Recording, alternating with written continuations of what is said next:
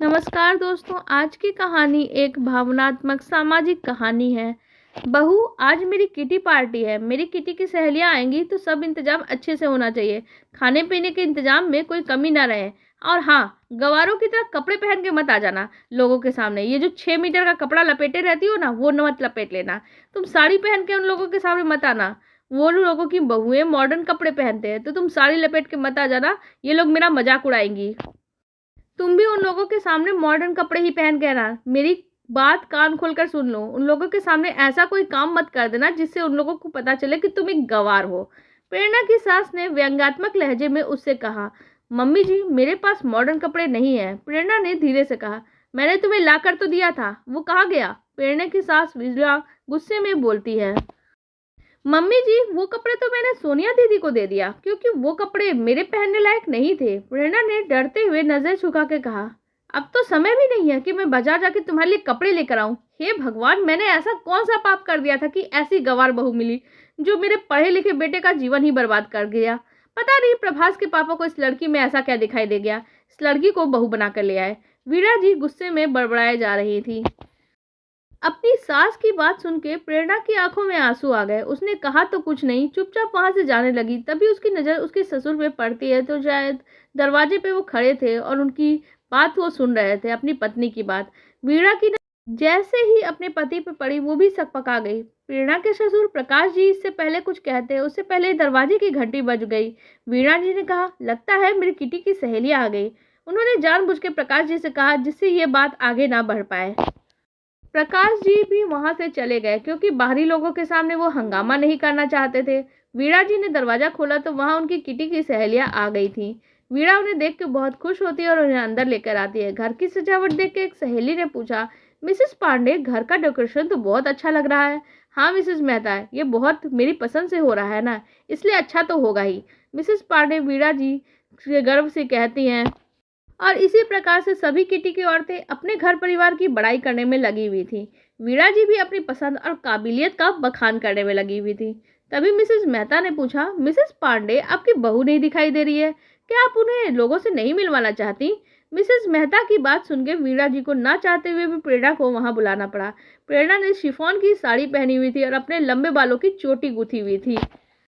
प्रेरणा को साड़ी पहने हुए देख के सभी औरतें एक दूसरे का मुंह देखकर मुस्कुराने लगी। वीणा जी सभी के चेहरों की मुस्कुराहट देखकर प्रेरणा को घूरने लगी और उन औरतों में से एक ने कहा, अरे वीणा जी, आपकी बहू अभी भी पुराने जमाने के कपड़े पहनते हैं, या तो तुम उसे दबा के रखती हो, खुद तो तुम मॉडर्न कपड़े पहनती हो और बहू को साड़ी पहनने के लिए मजबूर करती हो।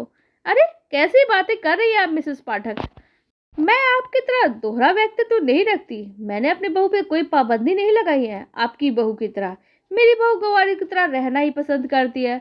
अब उसके कारण मुझे भी ऐसी बातें सुननी पड़ती है, वरना किसी की ऐसी क्या मजाल मुझे कुछ कह जाए। आप इस समय मेरे घर पे हैं इसलिए मैं चुप हूँ, नहीं तो आपको जवाब देना मुझे अच्छी तरह से आता है। वीणा ने गुस्से में कहा, अरे छोड़ो भी, तुम लोग क्या बात लेके बैठ गए? वीणा जी की बहू चाहे जो पहने उसकी मर्जी, अब इसमें बहस करने की क्या जरूरत? तब तक मिसेस वर्मा ने कहा। मिसेस वर्मा की बात सुनकर सभी ने उनका समर्थन किया और फिर आपस में हंसी मजाक का दौर शुरू हो गया। वीणा ने भी संगीत लगा दिया और सभी नृत्य करने लगी। किटी पार्टी शाम 6 बजे तक चली। उसके बाद सभी किटी मेंबर वहां से चली गई। अपनी सहेलियों के जाने के बाद वीणा जी ने अपनी बहू प्रेरणा को गुस्से में आवाज लगाई, प्रेरणा, यहाँ आओ। प्रेरणा अपनी सास के सामने आकर खड़ी हो गई, फिर डरते डरते धीरे से पूछी, जी मम्मी जी, क्या बात है, आपने मुझे बुलाया है? तुमने कसम खा ली है क्या मेरे लोगों के सामने बेइज्जती करवाती ही रहोगी? वीणा जी ने गुस्से में दांत पीसते हुए कहा, मम्मी जी, मैंने आपकी बेइज्जती कहाँ की है? मैंने तो आपके सहेलियों के सामने कुछ कहा भी नहीं, फिर आप ऐसा क्यों कह रही हैं? प्रेरणा ने धीरे से डरते हुए पूछा, इतनी भोली बनने की जरूरत नहीं है। तुम्हारे पहनावे को देखकर मेरी सहेलियों ने कितना मजाक उड़ाया, तुमको पता भी है, और तुम कह रही हो तुमने कुछ किया ही नहीं। वीणा जी लगभग चिल्लाते हुए बोलती हैं, मम्मी जी, मेरी साड़ी पहनने से आपकी बेइज्जती हुई, ये बात मेरी समझ में नहीं आ रही। मुझे साड़ी पहनना पसंद है। मैं अपनी भारतीय संस्कृति को पसंद करती हूँ। मुझे ये पाश्चात्य संस्कृति का पहनावा नहीं पसंद। प्रेरणा ने परेशान लहजे में कहा, तुम अपनी माँ से ही जबान लड़ा रही हो। उसके पति प्रभास ने घर में अंदर आते हुए कहा, नहीं, मैंने तो ऐसा नहीं कहा, मैं तो मम्मी जी बस इतना ही कह रही थी। प्रेरणा की बात काटते हुए प्रभास ने कहा, चुप करो, वैसे भी बड़ी संस्कारी बनती हो और बड़ों को जवाब देती हो। कहाँ चला जाता है तुम्हारा संस्कार? प्रभास की बात सुनकर प्रेरणा की आंखों में तो आंसू आ गए। प्रभास, प्रेरणा के पति का नाम। प्रेरणा के आंसू देख के वीणा जी ने कहा, फिर शुरू हो गया इसका तिरिया चरित्र। तुम माँ बेटे हमेशा प्रेरणा का अपमान क्यों करते रहते हो? मैंने तुम लोगों को कितनी बार समझाया कि अपनी हरकतों से बाज आ जाओ, वरना मुझसे बुरा कोई नहीं होगा।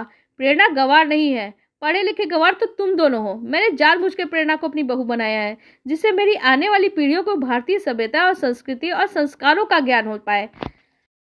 तुम दोनों ने तो भारतीय संस्कृति को ताक पे रख दिया है। तुम दोनों खुद गलत हो और गलत प्रेरणा को ठहरा रहे हो। आज के बाद तुम दोनों ने प्रेरणा का अपमान किया तो मुझसे बुरा कोई नहीं होगा। प्रेरणा के ससुर प्रकाश जी गुस्से में बोलते हैं और वहां से चले जाते हैं। प्रभास और वीणा जी जलती निगाहों से प्रेरणा को देखते हैं और वो भी वहां से चले जाते हैं। प्रेरणा आंखों में आंसू लिए वहीं खड़ी खड़ी थी और उसकी समझ में नहीं आ रहा था कि आखिर उसकी गलती क्या है जो उसकी सास और पति उससे हमेशा नाराज रहते हैं। यही सोचते हुए प्रेरणा रसोई घर में चली गई। प्रेरणा, कहाँ हो? यहाँ आओ। प्रभास ने प्रेरणा को आवाज लगाई तो प्रेरणा दौड़ती हुई आई, बोली, क्या बात है, आपने मुझे बुलाया है? प्रेरणा ने पूछा, कल मैं तरक्की के उपलक्ष्य में एक पार्टी दे रहा हूँ और वहाँ बहुत बड़े बड़े लोग आएंगे, विदेशी लोग भी वहाँ आएंगे। पार्टी 5 स्टार होटल में है, तो तुम्हारा रहना भी जरूरी है, इसलिए तुम वहाँ चलना। लेकिन ये साड़ी पहन के मत चलना। वहाँ जाने के लिए मैं तुम्हारे लिए एक मॉडर्न ड्रेस लाया हूँ, वही पहन के चलना। प्रभास ने प्रेरणा को एक पैकेट देते हुए कहा। प्रेरणा ने वो पैकेट अपने हाथ में लिया और उसे खोलने लगी। तभी फोन की घंटी बज उठी। उस सबका ध्यान उस तरफ चला गया। प्रेरणा ने पैकेट रख दिया और फोन उठाया। उधर से उसकी माँ की आवाज़ थी। वो कह रही थी कि तुम्हारी पापा की तबीयत खराब है, तुमसे मिलना चाहते हैं। अपनी माँ की बात सुनकर प्रेरणा घबरा गई और अपनी सास को अपने पिता की तबीयत के बारे में बताया कि वो और फिर मायके जाना चाहते हैं। मीरा जी उसे मना करती रही उससे पहले, लेकिन प्रकाश जी ने कहा, प्रेरणा, इसमें पूछने की क्या बात है, तुम जाओ, तुम्हारे पापा तुमसे मिलना चाहते हैं। अपने ससुर की बात सुनकर प्रेरणा अपने मायके जाने की तैयारी करने लगी। तभी उसका मायका जो उसके शहर में था, उसने प्रभास ने कहा कि कल पार्टी में जाने से पहले वो यहाँ आ जाएगी। उसके बाद प्रेरणा अपने मायके जाने के लिए निकल गई। अपने माता पिता से मिलने के बाद प्रेरणा बहुत खुश थी।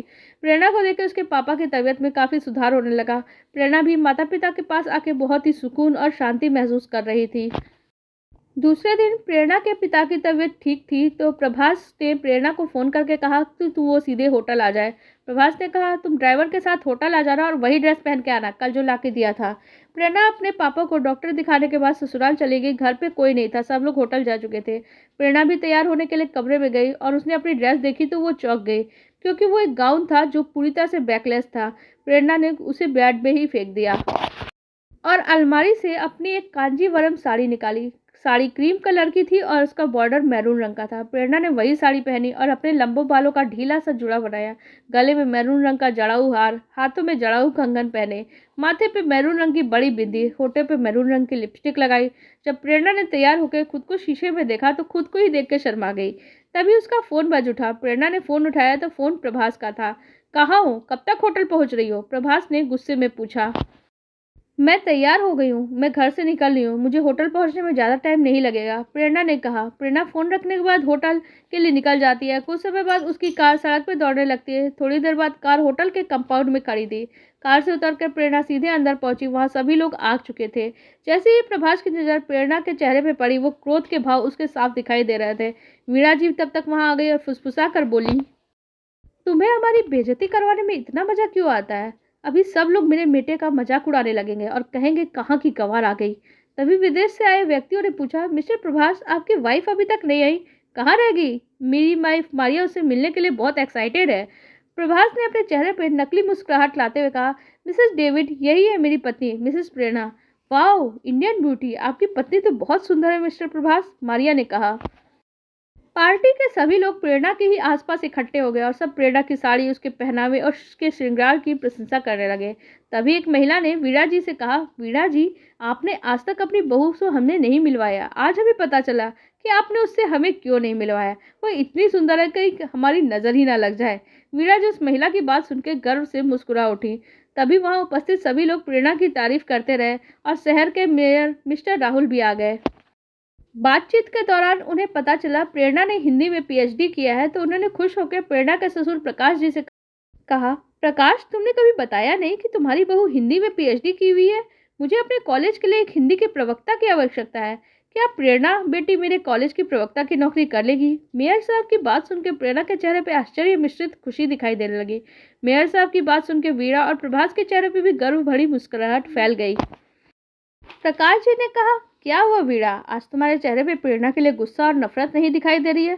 प्रभास, तुम्हें तो प्रेरणा एक नंबर की गंवार लगती थी, आज ये चमत्कार कैसे हो गया। अपने पिता की बात सुनकर प्रभास ने शर्म से अपनी नजर झुका ली और वीणा के चेहरे पे भी शर्मिंदगी के भाव दिखाई देने लगे। मुझे माफ कर दो प्रेरणा बेटा, हम लोगों ने चेहरे पे पाश्चात्य संस्कृति का पर्दा पड़ा हुआ था जो आज उतर गया है।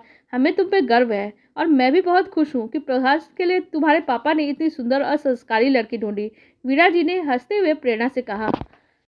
प्रभास बहुत ही प्यार से प्रेरणा को देख रहा था। प्रेरणा की नजर जब प्रभास पे पड़ी तो अपनी ओर देखता पाकर प्रेरणा ने शर्मा के नजरें झुका ली। प्रकाश जी अपने परिवार को एकजुट होता देख खुशी से उन्हें देख रहे थे। उनके चेहरे पे गर्व भरी मुस्कान फैल गई। आप लोगों को हमारी ये कहानी कैसी लगी कमेंट सेक्शन में जरूर बताइएगा। साथ ही वीडियो को लाइक कर दीजिएगा और हमारे चैनल को भी सब्सक्राइब कर लीजिएगा। धन्यवाद।